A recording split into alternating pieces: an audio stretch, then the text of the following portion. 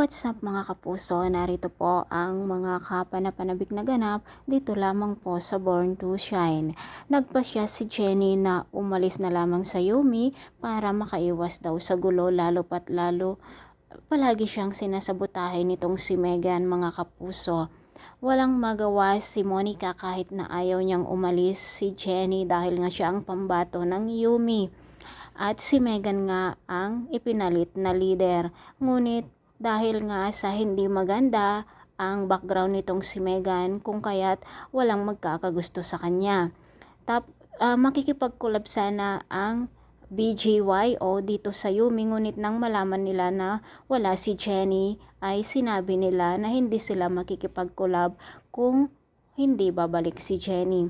Agad na pinuntahan ni Monica si Jenny upang kausapin na bumalik na lamang siya sa Yumi.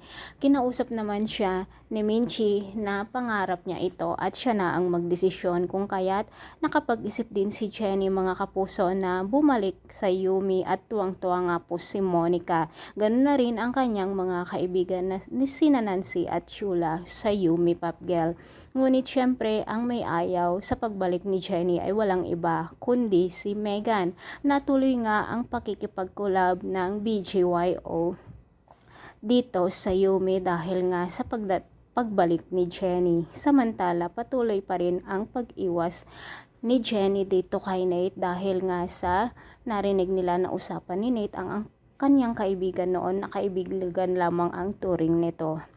Ngunit dahil nga mga boys ang grupo dito sa BGYO ay talaga namang kinikilig sina Nancy at Shula, mga kapuso, dahil parang may kanya-kanya silang mga pair dito kapag maglaon na. Samantala, nakahalata naman si Nate ang napag-iwas ni Jenny sa kanya, kung kaya't agad niya itong kinausap kung ano nga ba ang naging kasalanan o nagawa ni Nate nito sa kanya.